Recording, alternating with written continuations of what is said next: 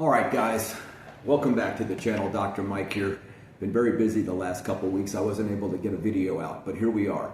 I'm just going to do something, no notes today. I'm just talking off the top of my head, so to speak. How did I get to this situation? How did I get to this idea, this thought about eating almost meat exclusively?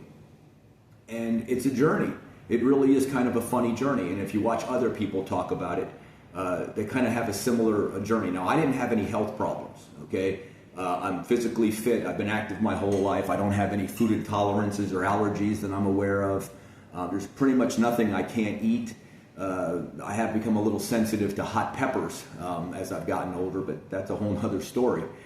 Anyway, I've always been a big meat eater, okay? Now, a couple of years back, 5 or 6 years ago, I had lost my taste for meat. And I stopped eating red meat for a while, and stopped eating the hamburgers, didn't have as much steak. I don't know, it was a strange little phase I went through, probably lasted about a year or two.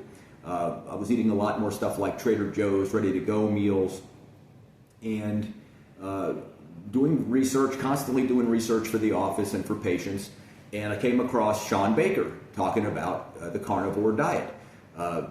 Looked him up, started watching some of his videos, read the book, and I just thought to myself, diet's always been something that's interested me my whole life. Since I was 10 years old, I've been fooling around with supplements and diet and all of those things. I've probably read 50 books on diet, from Atkins to Zero Sugar to, I've read stuff on veganism and how we got to this point with veganism and vegetarianism. All that stuff fascinates me. The history of how we got here, how we became humans, has always fascinated me. And so I just started doing more in-depth research, and there was a time, and I still take my supplements every day, where I would tell patients that supplements were a necessity in today's world of processed food, of all of those things. But as I came to understand that meat is the only true superfood, I began to change the hardest thing to do is change, right? I mean, you learn things when you're young, they're reinforced in movies. There's a funny scene in Men in Black 2 where Zed is being captured by Selena, and she says, he's such a looker. She's complimenting his look, even though it's Rip Torn, who's never been a handsome man. And he says, I cut out meat and dairy, is the punchline. And I thought to myself years later, seeing it in a repeat, that I'm like, man, you cut out two of the most healthy things on the planet you can eat. If you want to cut stuff out, you cut out the fruits and vegetables. You don't cut out the most calorie-dense, nutrient-dense food on the planet. So I evolved. I spoke with a good friend of mine, Mike, who's out there. He's got some autoimmune problems, and we were discussing the carnivore diet, and this is 5 or 6 years ago. And he thought it might help him with his autoimmune problems. So we discussed it, and I said, I don't know, it's kind of a crazy idea to eat nothing but meat. But at the same time, I didn't have any biases against meat. I just thought, wow, just sounds like an awful lot of one thing. Before I had fully researched. So as I continued to do research, again, like many people who come to this conclusion, you come to realize that a lot of the things that you believe, again, comes from society, comes from your parents, comes from articles that you've read. You constantly hear about the evils of red meat, cancer and heart disease and this and gout and all of these things. Meanwhile, when you dig deep into it, none of them are true. You find out that the research they're quoting is in animals. We fed rabbits red meat or mice or chickens or whatever it was. You find out that that's not what the research says. You find out there's a lot of confounding factors that aren't eliminated. Just give you an example. If you pick 2 people or 5 people or 5,000 people, and half of them eat meat and half of them are vegetarians, and you study them and you go, well, what do they consider meat? Well, if you consider a hot dog on a hot dog bun with ketchup and mustard on it as a meat meal, that's a problem because of the bun, okay? What about the soda the person drank with it? If you take any of these people on a SAD diet, a standard American diet, and you move them over to vegetarianism or veganism, if you keep eggs in there, if you keep fish in there, they're going to experience an improvement in health, at least temporarily. Because you've cut out all of the processed food, you've probably increased their protein and essential fat intake. Carbs aren't required, nobody says that they are. So things like that, you have to really dig deep. And I'm not a researcher. but I read the research articles and I rely on guys who do analyze the research. I want to give a shout out to two channels that will really, I don't necessarily agree with everything either one of these people say, but I just want to give a shout out. There's a guy named Jerry Branham who's been involved in the health scene for probably 55, 60 years, wrote articles for all kinds of bodybuilding magazines, and then some years back he quit all that and started putting out a newsletter that you can look up, Applied Metabolics. This will tell you just about everything you need to know about supplementation, diet, fiber. You got a million questions. He's got a YouTube channel where he covers these things. And then there's another, Dr. Zoe Harcombe, you can look up. And I love her website because one of the things she does, and this is part of the evolution of coming to this understanding about meat being a primary source in your diet.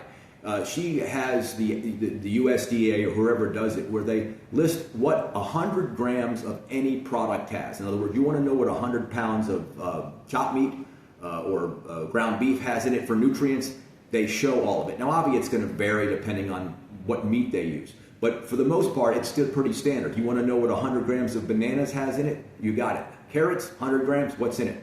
And you could go on her website and you can compare, just pull up these things and compare, which is something she did as she evolved into this idea that, hey, meat's not the enemy. In fact, she was a vegetarian or a vegan for some time, and it gave her eye problems because she wasn't getting enough vitamin A.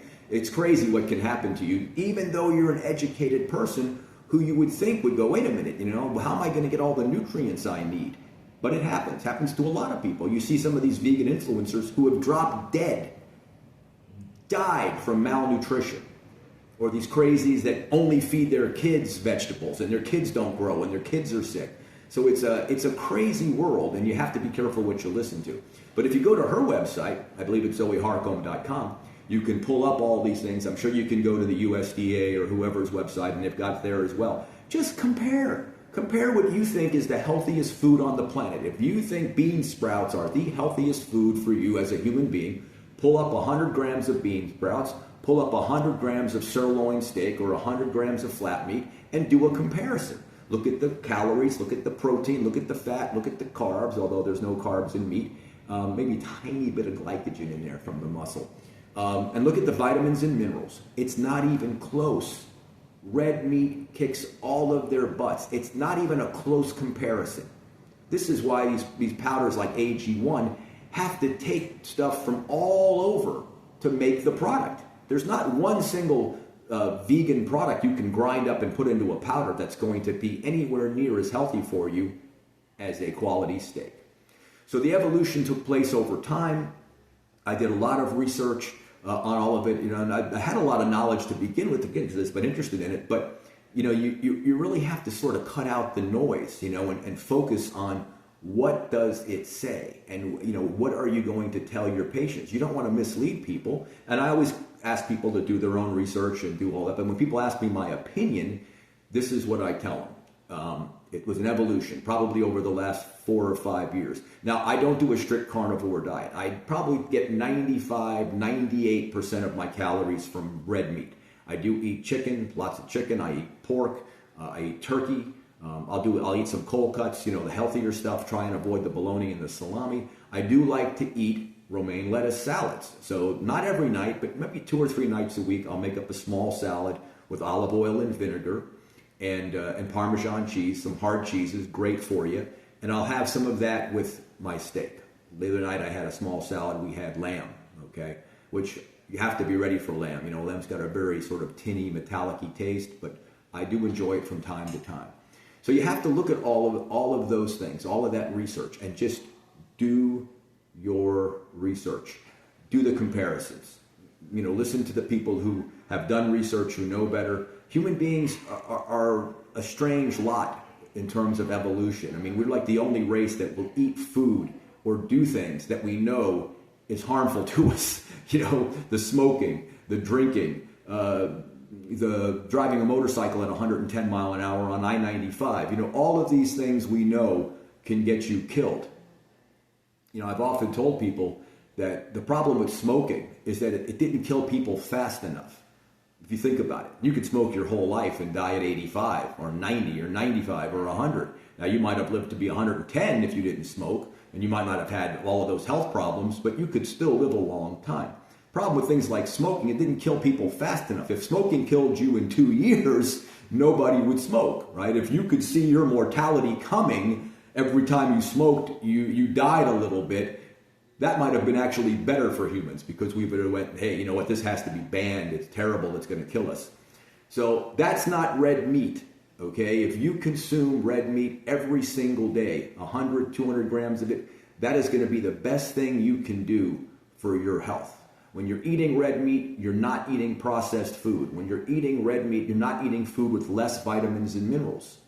You know, we're told to eat a lot of fiber. Fiber, now again, I'm not taking a stand on fiber. I've seen the research that shows that it helps with everything. You know, then I've seen the research like from Zoe, who basically says, why are we consuming a waste product? Which it absolutely is.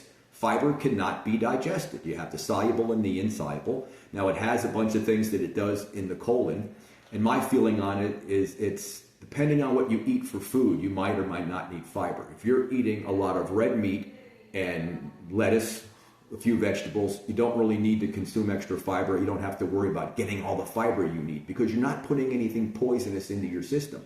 If, however, you're consuming a standard American diet, where half of your calories come from processed junk, that fiber is going to help you. It's going to help move all of that processed stuff through your body as quickly as possible so that you avoid less, you eat less of the poisonous stuff. So that's the thing. It's an evolution. You have to just get there on your own, watch videos. And I just wanted to let you know that that's kind of how I got here. Just slowly, reading more, figuring out where the nutrients lie, looking at evolution. How did we get here?